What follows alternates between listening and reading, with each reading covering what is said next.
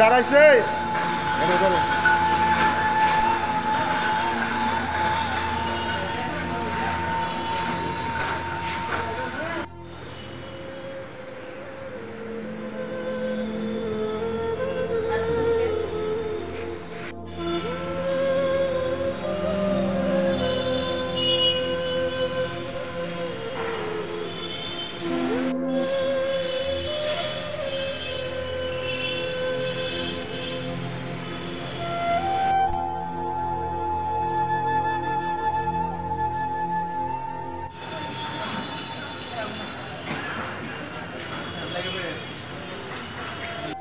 তো রাত্রে 10-11টার দিকে ভাতটা খাওয়ার মানে ঘুমাই গেছিল বা ঘুমানোর পরে যে রাত্রে আরও বৃষ্টি হওয়ার পরে যে আওয়াল পিছনে আসছিল মাটির আওয়াল, তারা তো পাশের বাড়ি টিনের বাড়িতে আসছিল। এই মাটি ভিজার পরে রাত্রে 12:30টার দিকে মাটির 10টা পড়ে তারার উপরে পড়ছে, খাটে মাটি চাপা দিয়া। একজন এখান থেকে মৃত অবস্থায় ভাড়া করা হয়েছে, আর একজন আজকে সকালে মারা গেছে। আর যে ছোট্ট দুটো আবহাওয়া ছিল, একটা 3 মাসের আর একটা 13 বছরের। তারা একটা আছে হসপিটালে, আর একটা ছুটি দিয়ে দিয়েছে। ঘরটা কি মাটির ঘর আছিল? যেটা পড়ছে এটা মাটি, আর যে ঘরে তারা আসছিল এটা টিনের বেড়া দিয়া, টিনের ছানি আসছিল।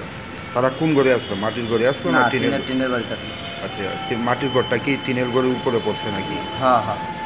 এই সময় ঘরের মধ্যে কে কে আসছিল? তারা ফ্যামিলি, বড় ভাই আছিল, আমার বড় ভাই, আর এখানের বউ আছিল, আর এখানে ছোট্ট মেয়ে আছিল, আর বড় মেয়ে আছিল। আচ্ছা, এই পরে আপনারা মানে কিভাবে দেখছেন বা বুঝছেন? আমার তো লগের বাড়ি, তো একটা আওয়াজ যাওয়ার পরে আমি কানেক্টার নিয়ে ডিস্টার্ব হয়েছে, দূরে বাড়িছি, ট্রান্সমিটারটাকে ফালাইছি, ভালো করে দেখতেছি মাটি পড়ে গেছে। তারা কয়টার সময় হয়েছে ঘটনা? এটা 12:30টার দিকে হইব। আচ্ছা, এই জায়গা দেখি কি এই অবস্থা, যখন এটা মাটি চাকরি যখন ভাই করে দেখি, ওই একটা বড়া মামা করে যখন চিল্লা, ওই বাঁচতেছি আমরা। আপনার বৌদিকে মাটির নিচে আছে? হ্যাঁ, মাটির নিচে। আপনারা কীভাবে বাইর করছে? এটারও আমরা তো ফায়ার সার্ভিস ফোন করছি, কত ফোন করছি, তারা আইসে না। তারা আউনের আগেই আমরা 10-15 মিনিটের ভিতরে আমরা পরিষ্কার করে নিয়েছি। অবশেষে কি মানে ফায়ার সার্ভিস আইছিল? আর আইসে না, ফায়ার সার্ভিস আইসে না, কেউ আইসে না। কোন স্টেশনে ফোন করছিল? এই রানীবাজার এটা তবে। আপনার বদিরে জিবি হাসপাতালে আনার পর মৃত্যু হয়েছে কোন সময়? না, মৃত্যু এদিকেই মনে মারা গেছে, ঘটনাস্থলে মারা গেছে। আর ভাই এডমিশন আছিল, সকালে মারা গেছে, আজকে সকালে। আর 3 মাসের যে আপনার একটা বাতিজি আছিল, হ্যাঁ, বর্তমানে কি অবস্থা আছে, কই আছে? মোটামুটি আইসি ভর্তি আছে। আর যে বড় মেয়েটা তাদের ছুটি দিয়ে গেছে। বড় মেয়েটা ভালো আছে? ডিসকাস করে তার চাই। ছোট মেয়েটার অবস্থা কীরকম?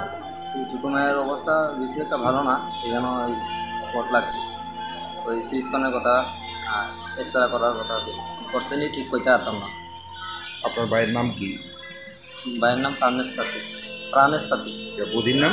ঝুমা তাঁতি। আর যে মেয়েটা আহত হয়েছে, মেয়েটা 13 বছর মেয়েটা, এটার নাম হয়েছে রিয়া তাঁতি। আর ছোটটা যে 3 মাসে, এটার নাম হয়েছে পিও। বাড়িটা কোন জায়গায়?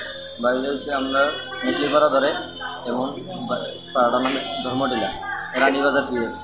এখন অবধি স্থানীয় বিধায়ক বা বিজেপির নেতৃবৃন্দ বা এই ডিএমের তরফ থেকে কেউ গেছেনি বাড়ির মধ্যে? না, গেছে না, গেছিল বিজেপির কার্যকর্তারা গেছিল। আর আইসে, আর স্যারের লগে কথা হয়েছিল, মিনিস্টারের লগে, এখানে মনে আইব। কোন মিনিস্টারের সঙ্গে? রতন চক্রবর্তী, ফরিদপুর এলাকার। উনি কি আইসে এখানে? ওখানে আইসে ঠিক করতে না, আমার তো এখানে আইসে। আপনার নাম কি? আমার নাম রাজেন তাঁতি। প্রায় 1টা বাজে 10-15 মিনিট বাকি আছে। এমন টাইমে একটা আওয়াজ হয়েছে। আওয়াজ হওয়ার পরে তারা বাড়ির মানুষ, তার ছোটো ভাইটা বাইরেছে, বাইরে দেরি করছে না, সবাই পাড়ার মানুষ ডাকছে। তখন আমার ফোন করছে, ফোন করানোর পরে আমি বলছি মানে আপনি বাইরে ঘর থেকে বাইরে কি দেখছে? আমি বাইরে বেশি দেরি করছি না, দূরে এসেছি। দূরে এসে দেখি যে এমন অবস্থা। এরপর আমরা যেগুলো আসলাম সবাই মিলে বাড়িতে সরাইছে। এবার ফার্স্ট বাইক করছি মেয়েটাকে বাইক করেছিল, তার জল দিয়ে সুস্থ করছি। তারা কি সবাইকে মাটি চাপা আছে? মাটি চাপা ছিল সবাই। তখন এরপরে পানেশ তাঁতির বাইর করা হয়েছিল। পানেশ তাঁতির বাইক করে দেখেছে তাইলে যে একটু করে মানে শরীরটা দেখে লড়ে। তো আমি বুঝি তাড়াতাড়ি গাড়ি দিতে হতাম। এরপরে ছোটো একটা বাচ্চা, 3 মাসের বাচ্চা, ট্রেনের বাইর করা হয়েছে। বাইর করার পরে তার মারে বাইর করে হয়েছে।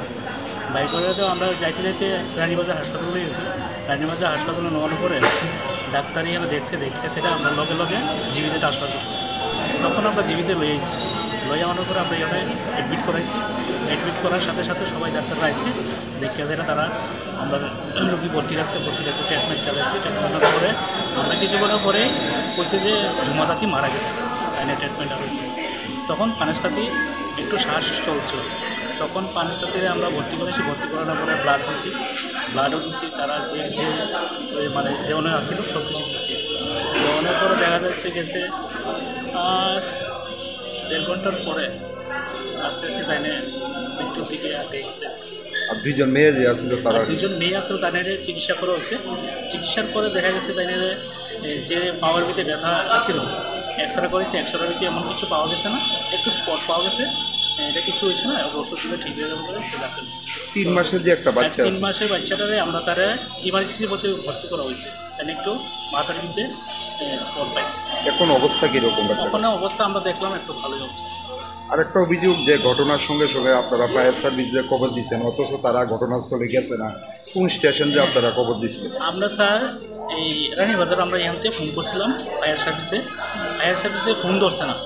আমরা 2-3 বার করে ফোন করছি, ফোন ধরছে না। কয়টার সময় ফোন করছি? এটা আমরা লগে লগেই ফোন করছি। যখন আমরা এখানে গেছি তখন আমরা বাইর করানোর আগেই আমরা ফোন করছি, আগে আমরা করছি একটা ফোন করার কারণে আমরা আগে এদিকে দেখি একটা আমরা বদি একটা ছিল মহিলা, তাইনে দিয়ে ফোন করেছি, তাইনে লগে লগে ফোন করছে। তো তাইনে ফোন করানোর পরে তারা মোবাইল তুলছে না, না তোলানোর পরে আমরা তো এখানে যেভাবে পারছি, গাড়ি একটা আসছিলো, এই গাড়ি দিয়ে আমরা কোনো মতন করে হাসপাতালে দিতে লেগেছি। কি মনে হয় ফায়ার সার্ভিস যদি সঠিক টাইমে আইতো? ফায়ার সার্ভিস যদি এইভাবে মানুষের বিপদের দিকে যদি মানুষ ফোন করলে যদি মোবাইল না ওঠায়, এইভাবে যদি না আয়, তাহলে ফায়ার সার্ভিস আমরা রানীবাজার দিকে থেকে কী হইব আমরা বলি গরিব মানুষের লেগে? তখন কটা বাজে? 12টা না? তখন তো একটা বাজে স্যার, 1টা বাজে।